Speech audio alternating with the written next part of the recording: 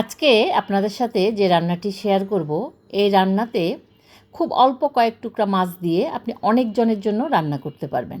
আজকে আপনাদেরকে তৈরি করে দেখাবো মাছের কুটি ভাজি। এটি আপনারা রুই, কাতলা, আইড়, বোয়াল সব মাছ দিয়েই তৈরি করতে পারবেন। এই ধরনের বড় মাছ দিয়ে আমি আজকে কাতলা মাছ দিয়ে তৈরি করেছি এবং এই রান্নার বিশেষত্ব হলো এটি আপনারা পেটি, পিঠ, লেজ সব কিছুই ব্যবহার করতে পারবেন। প্রথমে আমরা দুটি আলু নিয়ে আলুগুলোর খোসা ছাড়িয়ে এভাবে কিউব করে কেটে নিব। খুব বেশি মোটা করেও কাটবো না, আবার খুব পাতলা করেও কাটবো না। ঠিক যেভাবে দেখাচ্ছি এইভাবে কিউব করে কেটে নিব। আলু কাটা হয়ে গেলে আমরা ঠিক একইভাবে কিউব করে বেগুনও কেটে নিব। প্রত্যেকটা রান্নার জন্যই দেখা যায় তরকারির স্লাইসগুলোও আলাদা আলাদা রকমের হয়ে থাকে। আমরা বেগুনও ঠিক একইভাবে কিউব করে কেটে নেব। বেগুন কাটা হয়ে গেলে আমরা একটি প্লেটে উঠিয়ে রাখব এবং 5 থেকে 6টি পেঁয়াজ এভাবে কিউব করে কেটে নেব। পেঁয়াজটাও আমরা কুচি দিব না, আমরা কিউব করে কেটে দেব।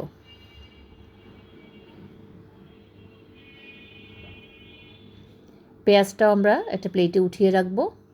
এবার আমরা মাছগুলো ছোট টুকরো করে কেটে নেব। যেহেতু এই রেসিপির নামে মাছের কুটি ভাজি, এজন্য মাছের টুকরোটা এভাবে ছোট করে কাটা। এখানে আমি লেজও ইউজ করেছি, পিঠের মাছও ইউজ করেছি, পেটও ইউজ করেছি। এবার কড়াইতে দিয়ে দিব 4/1 কাপ পরিমাণ সর্ষের তেল। সর্ষের তেলটা গরম হয়ে গেলে 10 থেকে 12টি শুকনো মরিচ সময় নিয়ে ভেজে উঠিয়ে রাখব। এবার ওই তেলে হলুদ লবণ মাখানো মাছগুলো দিয়ে দিব। মাছ মাখাতে আমি 1/2 চামচ লবণ, 1/2 চামচ হলুদের গুঁড়া, 1/2 চামচ মরিচের গুঁড়া এবং 1/2 চামচ সর্ষের তেল দিয়ে মাছটা মেখে নিয়েছিলাম। মাছগুলো সময় নিয়ে লাল লাল করে ভেজে তুলে নিব। এবার ওই তেলে আমরা বেগুনগুলো দিয়ে দিব। বেগুনগুলো দিয়েও আমরা ঠিক লাল করে ভেজে তুলে নিব।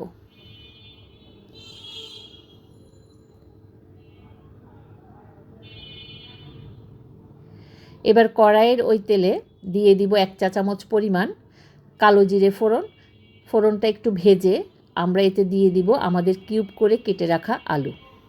আলুটা দিয়ে চুলার আঁচটা কিছুটা বাড়িয়ে দিয়ে আমরা 2 থেকে 3 মিনিট ভাজব। এতে দিয়ে দিব 1 চা চামচ পরিমাণ লবণ। এবার চুলার আঁচটা কিছুটা কমিয়ে আমরা এখানে আমাদের কিউব করে কেটে রাখা পেঁয়াজটা দিয়ে দিব।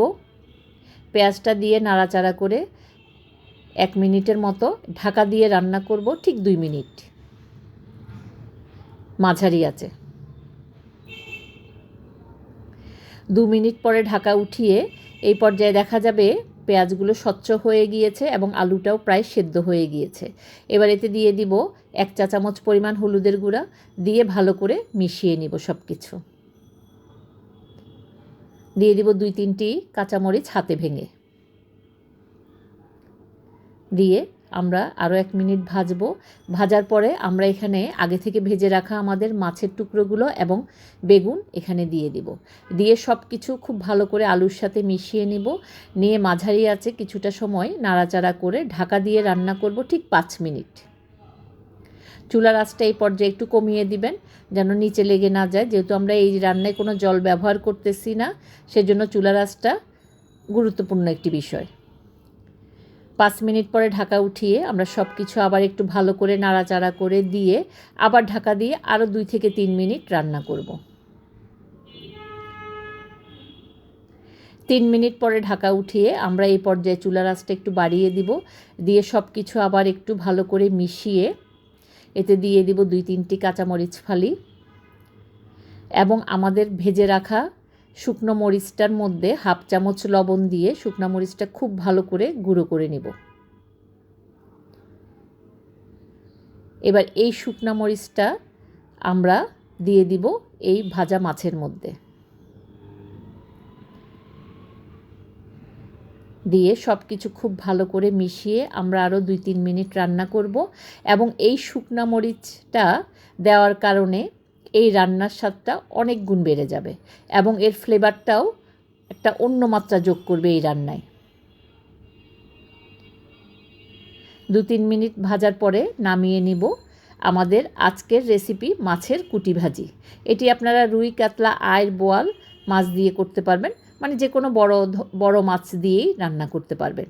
এবং এই রান্নার বিশেষত্ব হলো খুব অল্প 2-3 টুকরা থাকলেই আপনি অনেকজন মানুষের জন্যই এটি রান্না করতে পারবেন এবং খেতেও কিন্তু প্রচণ্ড ভালো। এটি আপনি গরম ভাতের সাথে খেতে খুব ভালো লাগে। আমার রান্নার ভিডিওগুলো যদি আপনাদের ভালো লেগে থাকে তাহলে অবশ্যই ফ্রেন্ডস এবং ফ্যামিলির সাথে শেয়ার করবেন প্লিজ। বাসায় অবশ্যই বানাবেন, কেমন হলো জানাবেন। ভালো লাগলে লাইক, কমেন্ট, শেয়ার করবেন। আমার প্রোফাইলটা ফলো দিয়ে রাখবেন। এভাবেই সব সময় পাশে থাকবেন।